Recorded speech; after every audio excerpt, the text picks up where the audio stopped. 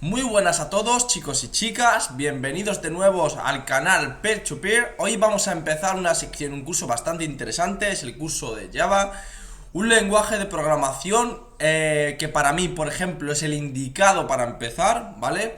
Junto a Python podemos empezar uno de los dos básicamente, aunque para mí la característica más importante de Java es la que veremos posteriormente en vídeos posteriores, que es la herencia múltiple y el problema de cómo solventamos nosotros el tema de la herencia múltiple, ¿vale? Que no tiene Java. Entonces voy a definir por encima Java, voy a dar una introducción para enseñaros más o menos. Los dos primeros vídeos van a ir orientados a enseñaros por qué elegir este lenguaje, cuáles son las características principales que definen a Java y por qué fue creado. Antes de comenzar un lenguaje, siempre lo más interesante realmente es saber por qué empezamos ese lenguaje y cuál es el objetivo que buscamos, ¿vale? Es como si empezamos a aprender inglés. No aprenderemos inglés por aprender, aprenderemos con un objetivo, ¿vale? Entonces, el tutorial va a ir en dos partes: una introducción a la programación en Java, que tiene como objetivo conseguir que los desarrolladores de software que sean nuevos en la tecnología Java estén listos y en movimiento con la programación orientada a objetos, ¿vale? Un paradigma bastante importante dentro de este tipo de lenguajes. Sabemos que dentro de los lenguajes encontramos un lenguaje que sería, disculpad, un lenguaje de alto nivel, ¿vale? Como es el de Java, un lenguaje realmente cercano, ¿vale? Cercano al mundo real, por así decirlo, ¿vale? Y luego tenemos un lenguaje de bajo nivel, ¿vale? Como son el lenguaje, por ejemplo, el lenguaje máquina, ¿vale? Entonces, deciros que la diferencia entre uno y otro realmente es que aquí sí que obtenemos una cercanía, un lenguaje que se puede interpretar. Por ejemplo, vamos a iniciar una variable, ¿vale? Posteriormente veremos lo que significa una variable, el tipo de dato, cómo se le asigna y todo eso. Pero bueno, ahora voy a enseñaros qué significa esto. Y por ejemplo, ¿vale? Más o menos, pues la intuición sí que podemos saber. Yo lo sé por lo menos, vosotros no, porque no sé si lo sabéis o lo intuís, porque yo ya lo sé. Pero bueno, esto significa entero, ¿vale? Un entero llamado A puede ser igual o es igual a un número que nosotros le asignemos, ¿vale? Entonces, veremos que posteriormente también que esto no puede cambiar, no podemos asignarle a otro tipo de dato que no sea un entero. Un entero significa desde un rango menos que nos da Java de por sí, que es menos unos millones y algo hasta más. Esto posteriormente sí que hay que verlo para no saltarnos lo que es el rango permitido, ¿vale? Entonces, también deciros que nosotros aquí sí que hemos declarado una variable arriba con un lenguaje cercano al ser humano, cercano a lo que nosotros realmente vemos día a día. Entero A es igual a 25. Las matemáticas sí que podemos definirlas de esta forma. Luego en Java sí que tenemos las restricciones, por así decirlo, de poner los puntos y comas que son obligatorios, ¿vale? Entonces, luego tenemos un lenguaje de bajo nivel como es el lenguaje máquina, que solamente se interpreta por ceros y unos, ¿vale? Ceros y unos que según lo que signifiquen o según lo que lleven a cabo en su cabecera, significarán una cosa u otra.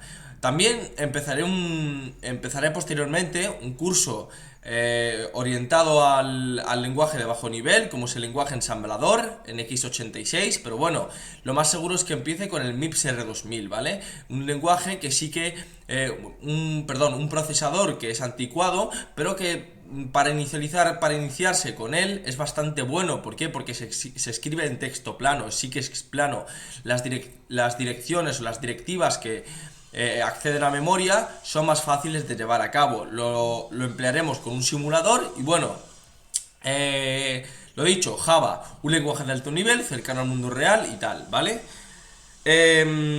la primera parte es una introducción a la programación orientada a objetos. Tenemos que tener instalado lo que se llama el KDE, ¿vale?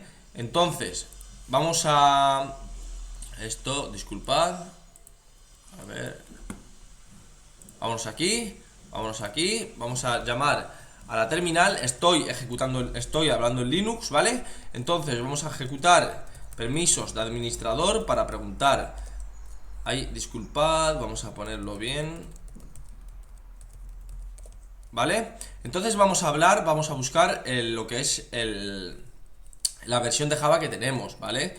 Vamos a buscar la versión. Si tenemos la versión instalada, nos saldría el OpenJDK versión 1.8.0.121, que es la más reciente, ¿vale? En la fecha en la que estoy. Si veis el vídeo posteriormente o lo que sea, sí que tienes que instalar una nueva versión, ¿vale? Entonces, siempre tenemos que estar actualizados. Descargar el OpenJDK, podéis ver 50.000 tutoriales acerca de cómo descargar e instalar Java, ¿vale? Y también tenemos que tener instalado el IDE, ¿vale? Hablaremos del IDE ahora. ¿Qué es el IDE? El IDE básicamente es un entorno en donde nosotros desarrollaremos y podremos compilar nuestro lenguaje, ¿vale? O nuestros programas, lo que llevemos a cabo, ¿vale? ¿Qué pasa? Java, por así decirlo, Java es un lenguaje compilado, ¿vale? Vamos a decir que es un lenguaje compilado. ¿Por qué? ¿Qué es un lenguaje compilado y qué tipo de lenguajes hay? Tenemos dos tipos de lenguaje dentro de lo que son los lenguajes de alto nivel. Tenemos un lenguaje compilado y un lenguaje como Python, por ejemplo, que es un lenguaje, por así decirlo, de scripts, ¿vale? Lenguaje de scripts, ¿vale?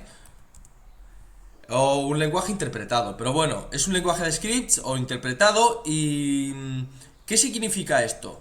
Nosotros aquí con un lenguaje compilado lo que tendremos que hacer es compilar siempre el lenguaje antes de llevar a cabo lo que es la ejecución o lo que sea el programa. Sí que se compila para saber si encontramos algún error previamente. Esta compilación lo que hace es pasar todo el código que tenemos a un lenguaje cercano al lenguaje máquina que se llama bytecodes, ¿vale? Los bytecodes básicamente son ceros y unos, o por así decirlo, no ceros y unos, sino que es una orientación a los ceros y uno que sí que nuestro procesador o nuestro ordenador puede llevar a cabo, puede analizar, ¿vale? Entonces analizamos la compilación, el cambio que se lleva a cabo en este tipo de lenguajes, ¿vale? Compilación con un lenguaje, ¿vale? Compilación, bueno, con un lenguaje no, sino hacia un lenguaje antes de ser ejecutado, ¿vale? Hacia un lenguaje antes de ser ejecutados, ¿vale?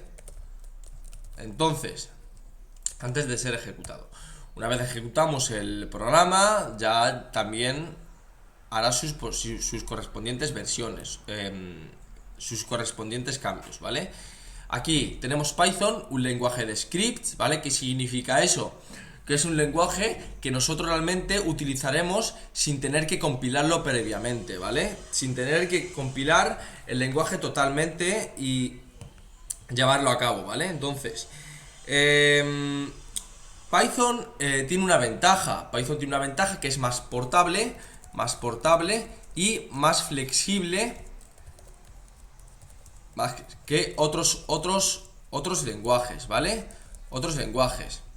La ventaja de Java, por así decirlo, es que nosotros sí que podemos utilizar Java en múltiples sistemas operativos y también múltiples sistemas, por así decirlo, que difieran entre sí, ¿vale? Entonces, multiplataforma, una característica muy importante de Java, ¿vale? Dejaremos a Python ya. Hemos dicho la diferencia, uno más portable y más flexible más flexible que otros lenguajes como Java. Y luego tenemos Java, que sí que es, por así decirlo, más fácil de ejecutar y más rápido, ¿vale? Es más rápido al ser multiplataforma y un lenguaje con un tipado bastante alto. Hablaremos también de lo que es por qué, una de las características fundamentales, ¿vale? Java, por así decirlo, fue creado para solventar las pequeñas limitaciones que tenía, por ejemplo, C++, ¿vale? C++ en sus tiempos, C++ sí que era orientado a objeto, pero tenía ciertas limitaciones y restricciones. Entonces lo que hizo Java es coger a C++ y el lenguaje que no está orientado a objetos, que sería C, su descendiente, por así decirlo, su superpadre, ¿vale? Entonces sí que utiliza ese lenguaje, ¿vale? Utiliza ese lenguaje, características de ese lenguaje para implementarlo en el lenguaje que tenemos ahora y se conoce como Java. Fundado por Oracle, ¿vale? O llevado a cabo, soportado por Oracle. Y una de las características bastante importantes es que Java, por así decirlo, tiene bastantes restricciones respecto a la sintaxis, ¿vale? Otros lenguajes como Python, hemos dicho antes, sí que no tienen una restricción, por así decirlo, tan fuerte, un tipado. Es decir, nosotros aquí sí que nos obligan a declarar el tipo de variable que vamos a llevar a cabo, y en Java no ocurre, en Python no ocurre eso. Vamos a poner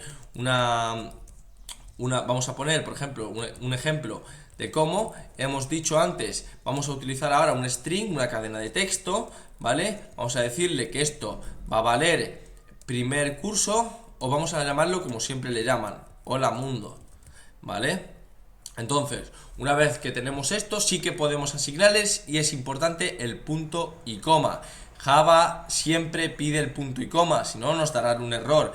En Python sí que no tenemos este tipo de sintaxis, ¿vale? Tenemos una sintaxis más limpia, más fácil, pero bueno, para declarar variables me gusta más el tema de llevar a cabo por Python, aunque sea más fácil llevarlo a cabo con Python, sí que me gusta más Java, ¿vale? Entonces vamos a declarar una variable en Python, por ejemplo, le llamaremos hola mundo, ¿vale? Hola mundo. Entonces, vemos la diferencia. Aquí no necesitamos el punto y coma, no necesitamos declarar la variable, pero ambos tienen un tipado bastante fuerte. ¿Qué quiere decir eso? Quiere decir que una vez que tenemos definida la variable y declarada, podemos asignarle nuevos valores, pero no valores distintos a los que tienen, no un tipo de dato diferente. Esto, por ejemplo, definiremos esto, que es un tipo de dato. Un tipo de dato básicamente es lo que contiene lo que contiene el contenido, ¿vale? Entonces, este es el contenido, hola mundo, ¿vale? Y se le hemos asignado a A. Entonces borraremos lo de Python y vamos a centrarnos en Java, ¿vale? Tenemos, por ejemplo, el hola mundo, ¿vale? Esto ocurre tanto en Python como en Java. Hola mundo sí que no puede ser así. Cuando una vez asignamos y declaramos esto como string, ¿vale? Posteriormente no podemos decir esto es incorrecto, ¿vale? Incorrecto a es igual a 25, pero posteriormente. Esto es incorrecto. Es incorrecto. ¿Por qué? Porque una vez que tenemos declarada la variable como un string, como una cadena de texto, ya se queda el contenido, o el contenedor acoge ese tipo de contenido solamente, no coge otro tipo de datos, ¿vale? No podemos lanzar dentro de él, por así decirlo, imaginaros esto como un contenedor, no podemos lanzar otro tipo de contenido que no sea una cadena de texto, ¿vale? Veremos también los tipos objetos, una programación orientada a objeto en que se basa. Tenemos esto que es una programación orientada a objetos, una de las características más importantes de Java. A veces digo Java, pero bueno, porque me sale solo, ¿vale? Una programación orientada a objetos. ¿Qué quiere decir eso? La orientación a objetos es una abstracción, ¿vale? O un acercamiento hacia el mundo, pero hacia el mundo real, ¿vale? Hacia el mundo que nosotros vemos día a día. Vamos a decir que es la programación orientada a objetos. De esta forma la defino yo. Me gusta definirla de esta forma. Podéis encontrar 50.000 definiciones. Si es incorrecta la mía, decídmelo por los comentarios. Pero bueno, no lo creo. Tenemos una clase, ¿vale? Una clase es aquello que engloba todo un código que mantiene una similitud, ¿vale? Por ejemplo, tenemos public, ¿vale? Ya veremos también lo que son los modificadores de acceso. Public class, vamos a llamarle mi primera clase, ¿vale? Mi primera clase. ¿Vale? Entonces, veremos posteriormente que una vez tenemos esto, aquí podemos asignarle 50.000 líneas de código. Como hemos dicho, int a es igual a 36, por ejemplo. Vamos a asignarle también, vamos a asignarle string b es igual a 45. Vamos a también a ver que aquí se pueden poner los modificadores de acceso, modificadores de acceso, ¿vale? Entonces, y aquí, pero no tal, sino voy a ponerlo así para que no os liéis, ¿vale? Aquí se pone realmente el modificador de acceso, que puede ser public, private, pero bueno, ya veremos lo que es, ¿vale? Y aquí otro modificador, ¿vale? Otro modificador que el que hay abajo, ¿vale? ¿Vale? Entonces, para no alargar mucho el vídeo, ¿vale? Aquí realmente lo que quiere decir es que podemos utilizar un modificador de acceso también y otro modificador de acceso también, ¿vale? Eso no quiere decir que los modificadores de acceso tengan que ser diferentes según el tipo de variable, ¿vale? Entonces, lo que quiere decir, una programación orientada a objetos. Nosotros tenemos aquí, por ejemplo, unas ciertas variables, ¿vale? Que veremos también lo que son las variables locales, etcétera y etcétera. Variables que definen, estas son variables que definen, por así decirlo, a la clase, que se utilizarán posteriormente en el código que implementemos, ¿vale? Dentro de la misma clase. Y nosotros queremos posteriormente crear otra clase, una clase diferente, y queremos llamar o instanciar, como se dice en el lenguaje de programación,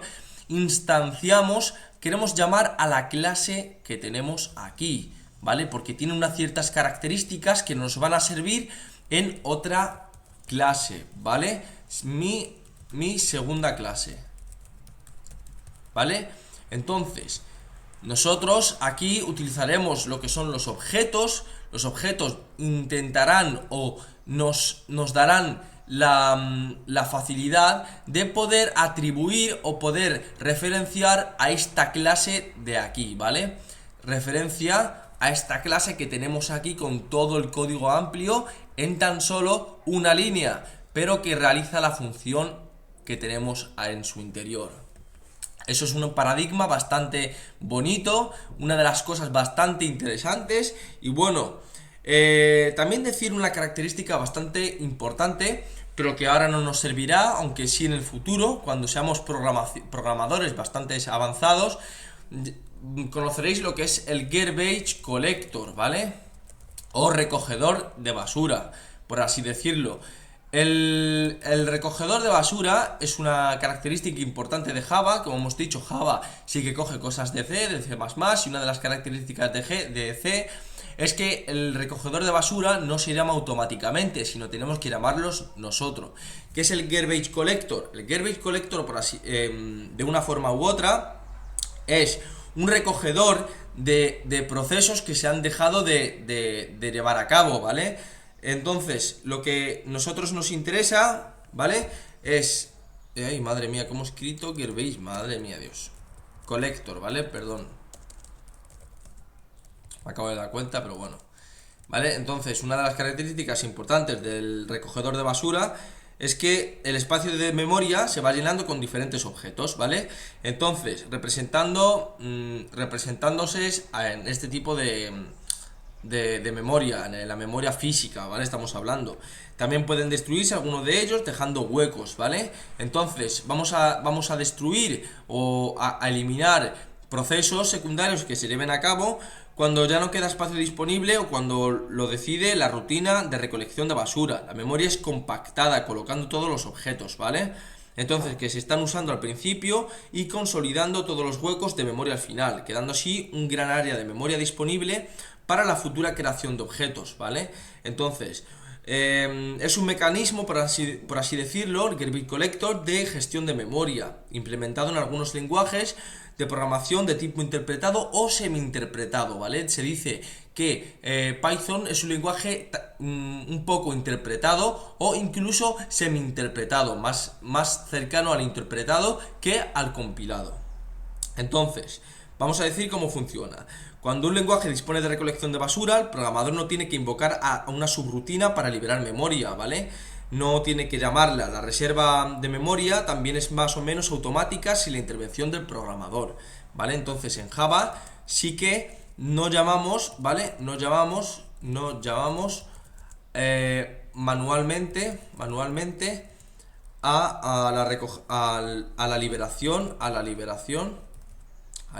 de memoria. Sí que en otros lenguajes eso hay que hacerlo. Por ejemplo, en C, la liberación de memoria hay que hacerla automática, manualmente. Tenemos que llamarla manualmente, ¿vale? Entonces, vamos a eliminar esto, ¿vale? Una de las características también importantes es eso. Y bueno, se reserva en Java, por así decirlo. También tenemos lo que se define o se denomina como modificadores, ¿vale? Modificadores de acceso que nos permite acceder a una variable que tenemos aquí dentro, pero bueno, no voy a entrar en detalle en eso, sino que quiero enseñarlo más adelante, ¿vale? Vamos a hablar una cosa importante que es el IDE. Yo el IDE discipo a lo que vosotros utilicéis, ¿vale? Me da igual, básicamente. ¿Por qué? Porque todos los IDEs van con un objetivo. Yo utilizaré un IDE dedicado a los estudiantes que vean este curso, que es el IDE de BlueJ, ¿vale? El IDE que se conoce, por así decirlo, en el mundo de la programación como un IDE correcto. Para empezar, todos los IDEs son correctos, pero para mí el que más me gusta es este, ¿vale? Entonces, si estamos en Linux, subiré un tutorial de cómo instalar en Kali Linux o en Linux, en cualquier distribución de Linux, cómo descargarse el BlueJ junto a Java, ¿vale? Y también subiré otro vídeo cómo hacerlo en Windows. Básicamente en Windows es más fácil, solamente descargar, instalar el paquete, ¿vale? No desde la terminal, sino de forma gráfica, y el BlueJ igual. Lo descargas de la página oficial, no descarguéis de ninguna página de tercero, nada. Descargar siempre de la página oficial, y si no lo encontráis, buscáis, os informáis o lo que sea, pero nunca de páginas de terceros. Eso sí que no, ¿vale? Entonces, una vez descargado el BlueJ, vamos a hablar de que podemos encontrar IDEs muy interesantes, como son Eclipse, ¿vale? Vamos a encontrar Eclipse, vamos a encontrar a BlueJ, ¿vale? Que es el que voy a utilizar yo. Vamos a utilizar BlueJ, porque Eclipse sí que es más para desarrolladores que llevan un pelín de tiempo. ¿Podemos utilizar Eclipse? Sí, podemos acostumbrarnos a Eclipse, pero ¿qué va a pasar? Que nos va a ayudar bastante, ¿vale? También deciros que hay también bastantes buenos, como yo que sé, se encuentran Visual Studio, NetBeans. Para lenguajes, por ejemplo, como C++, sí que yo utilizo Visual Studio, ¿vale? Pero bueno, aquí también podemos encontrar NetBeans, ¿vale? No quiero entrar más en detalle, pero bueno. O Eclipse o BlueJ son dos IDEs que recomiendo. Si queréis empezar con BlueJ, lo recomiendo para aquellos que estén empezando, y para aquellos que no, que utilicen Eclipse. Es más o menos lo mismo. La creación de los proyectos se llevan a cabo de la misma forma. Tenemos diferentes carpetas, pero bueno, Eclipse sí que da un detalle más, que es por así decirlo, un acercamiento a la API, ¿vale? Entonces, si nosotros nos equivocamos, sí que podemos corregirlo, y ahora BlueJ en estos años sí que lo ha implementado, pero lo utilizaremos bastante poco al principio, porque quiero iniciar y empezar con vosotros y vosotras bastante bien, ¿vale? Que entendáis lo que es la programación. No quiero que entendáis en sí que es Java y venga, vamos a programar la sintaxis. No, ese no es mi objetivo. Estáis empezando en la programación, quiero enseñaros algo bonito, algo llamativo, por así decirlo, algo que nos va a servir de cara al futuro. Y una vez que entendamos un lenguaje, como dicen los programadores, dicen desde programadores, por ejemplo, o hackers, ¿vale? Por ejemplo, hackers, bueno, o personas como Chema Alonso, que sí que lo he escuchado más de una vez, decir que una vez que sabemos un lenguaje, ya lo demás solamente es leer y leer y leer, para aprender la sintaxis de otros lenguajes cercanos a nosotros, ¿vale?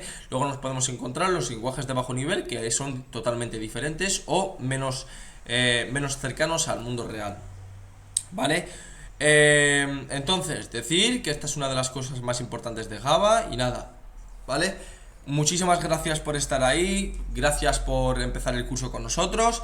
Esperemos seguir. Cualquier duda que tengáis podéis dejarla aquí abajo en la lista de comentarios. Y nada, chicos y chicas, un abrazo y seguimos con el curso. Hasta luego.